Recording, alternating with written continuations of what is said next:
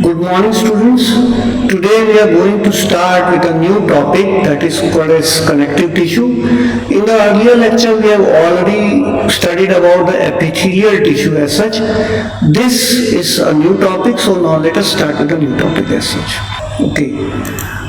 Regarding connective tissue I want to tell you, देखिए बहुत आसान सारे टिश्यू सिस्टम है। एपिथेलियल टिश्यू के बारे में आपको हमने ऑलरेडी पहले लेक्चर में बता दिया था और ये बताया था कि epithelial tissue actually covers the outer most part of the skin in the internal organs. It covers that portion which faces the fluid. और एपिथेलियल टिश्यू के बारे में, उसके पार्ट्स के बारे में बताया था। यहाँ हम लोग कनेक्टिव टिश्यू के बारे में डिस्कस करेंगे।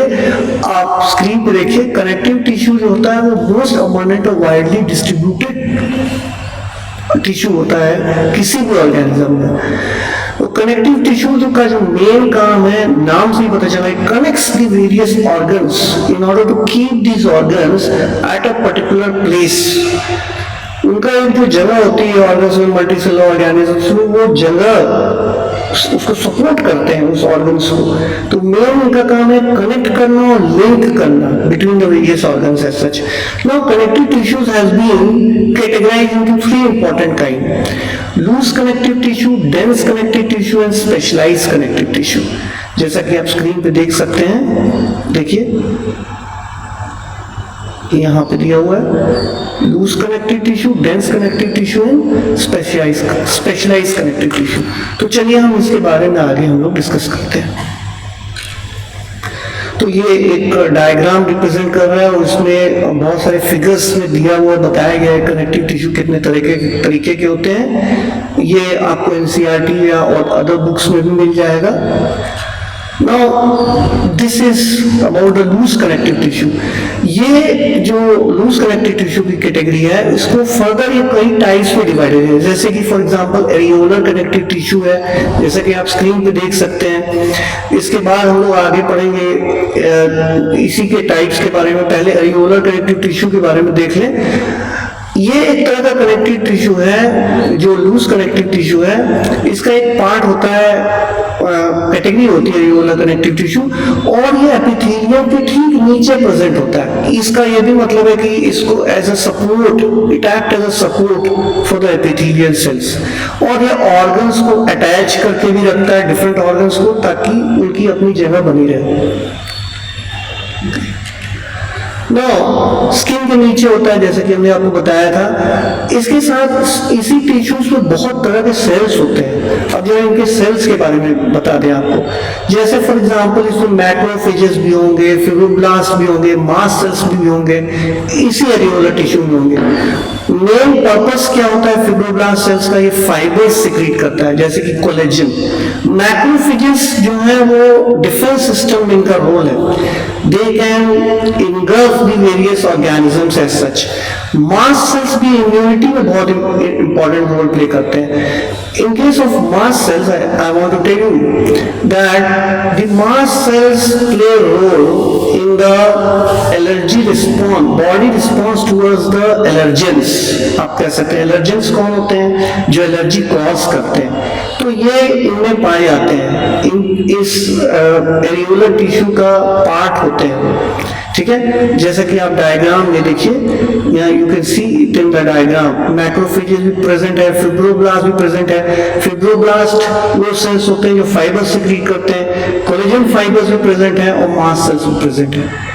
ओके, कनेक्टिव टिश्यू के बारे में एक चीज और बता दें हम आपको, इसमें कई तरह के सेल्स आपको मिलेंगे, एक तरह के नहीं, क्योंकि ये टिश्यू है कई तरह का है, इसलिए डिफरेंट टाइप्स ऑफ सेल्स मिल सकते हैं। जैसे कि बोन हो सकता है, कार्टिलेज हो सकता है, एडिपोस हो सकता है, ब्लड सेल्स हो सकते हैं। जितने भी तरह के सेल्स प्रेजेंट होंगे यहाँ पे, ये कुछ सिक्रीट करते हैं, मतलब कहने का मतलब सेल्स बाहर कुछ सब्सटेंस निकालते हैं, और इंटरसेलुलर स्पेस में जो मैट्रिक्स प्रेजेंट होता है, ये मैट्रिक्स बनाने का काम करते हैं, except for the blood cell. यानी कि सेल्स के बीच की जो स्पेस होती है, that is called as matrix, और ये सेल उसी मैट्रिक्स को बनाते हैं। उस मैट्रिक्स का पार्ट क्या क्या है? कोलेजिन एक पार्ट है उस मैट्रिक्स का। इलास्टिन फाइबर्स पार्ट है मैट्रिक्स का। कहने का मतलब ये है सिर्फ ब्लड सेल को छोड़ के जितने भी तरह के सेल्स कनेक्टिव टिश्यू में प्रेजेंट होते हैं वो मैट्रिक्स फॉर्मेशन में भी उनका रोल होता है। Okay, now this is again adipose tissue, again a part of loose connective tissue. Adipose tissue is also called as fat cells. It is found under the skin.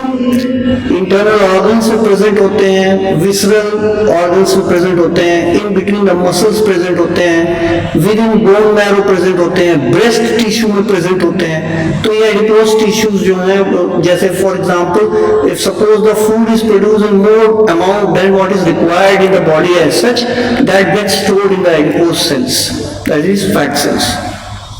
Okay. Now let us talk about dense connective tissue. अभी तक तो हम लोग सिर्फ loose connective tissue के बारे में बात कर रहे थे, उनके पार्ट्स के बारे में बात कर रहे थे। अब हम लोग बात करेंगे डेंस कनेक्टिव टिश्यू के बारे में। देखिए नीचे लिखा हुआ है dense connective tissue, fibres and fibroblast, जहां पे बहुत कॉम्पैक्ट हो, यानी कि मैट्रिक्स में जो फाइबर्स हैं, फिब्रोब्लास्ट सेल्स हैं और फाइबर्स हैं। फिब्रोब्लास्ट वो होते हैं जो फाइबर्स को सिक्रीट करते हैं, फिब्रोब्लास्ट सेल्स हैं जो फाइबर्स को सिक्रीट करते हैं। अगर ये बहुत पास हैं, बहुत क्लोज हैं, तो इनको हम बोलेंगे डेंस कनेक्टिव टिश्यू, और एक तरह की स्ट्रेंथ प्रोवाइड करता है। तो डेंस कनेक्टिव टिश्यू जो होते हैं दो तरह के फर्दर कैटेगराइज होते हैं based upon the orientation of the fibres.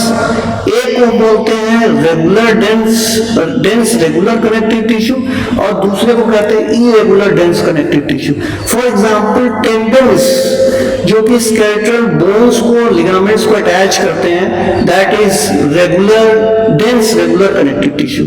ऐसे भी इरेगुलर डेंस कनेक्टिव टिश्यू होंगे जो कि उनके जो ओरिएंटेशन होगा फाइबर्स का वो पैरेलल नहीं होगा एक दूसरे के, तो उसको हम बोलेंगे इरेगुलर। ओके, ये आपका एक डायग्राम है जो डिफरेंट तरह के सेल्स को शो कर रहा है। आप देखिए यहाँ पे इस डायग्राम में ये रेगुलर डेंस कनेक्टिव टिश्यू, यहाँ पे जितने भी फाइबर्स हैं उनका एक प्रॉपर ओरिएंटेशन है, लेकिन ठीक इसके नीचे यहाँ पे इरेगुलर लिखा हुआ है, ये इरेगुलर है, यहाँ पे इरेगुलर डेंस कनेक्टिव टिश्यू। आप यहाँ देखोगे यहाँ पे जितने भी फाइबर्स हैं इनका ओरिएंटेशन पैरेलल नहीं है एक दूसरे के, तो नाम से ही पता चल जाता है। It's very easy to understand. Okay, now ये अब आपका होम असाइनमेंट है। होम असाइनमेंट में कुछ क्वेश्चंस दिए हुए हैं जो आपको करने हैं, जैसे कि व्हाट इज कनेक्टिव टिश्यू। बहुत आसान है। कनेक्टिव टिश्यू जो सबसे बड़ा, सबसे ज्यादा पाए जाने वाला टिश्यू होता है, जिसमें कई तरह के सेल्स होते हैं, mast cells, blood cells, bone cells, cartilage cells. उसके पार्ट्स के बारे में आपको बताना है। वही 3 पार्ट्स होते हैं जो हमने ऑलरेडी डिस्कस किए हुए हैं। कौन कौन से? एक लूज कनेक्टिव टिश्यू है, दूसरा आप बताइए डेंस कनेक्टिव टिश्यू, एक स्पेशलाइज कनेक्टिव टिश्यू है। इस डिस्कशन में, जो आज का डिस्कशन है, हम लोगों ने स्पेशलाइज टिश्यू को नहीं रखा है क्योंकि टाइम लिमिटेशन सिर्फ 10 से 12 मिनट है, तो इसके बारे में अगले लेक्चर में हम लोग डिस्कस करेंगे। नाउ सेकंड जो है, राइट और location and functions of loose connective system, sorry यहाँ टिश्यू होना चाहिए। लूज कनेक्टिव टिश्यू के बारे में आपका लोकेशन आपको बतानी है और उसका फंक्शन बनाना है। तो आपको पता है लूज कनेक्टिव टिश्यू जो होता है वो बीनीथ द स्किन प्रेजेंट होता है। इसमें मैक्रोफेजेस भी हो सकते हैं, मास्ट सेल्स भी हो सकते हैं, फिब्रोब्लास्ट भी हो सकता है जो कि कोलेजन रिलीज करता है। और differentiate between loose connective tissue and dense connective tissue. फिर वही बात, डेंस कनेक्टिव टिश्यू आप तो समझ ही रहे हैं आप, जहाँ मैट्रिक्स जो है वो कॉम्पैक्ट हो, उसको डेंस कनेक्टिव टिश्यू कहते हैं। राइट और location and function of adipose tissue, this is also very easy. I hope you like my lecture and thank you very much. Have a nice day. कौन सी?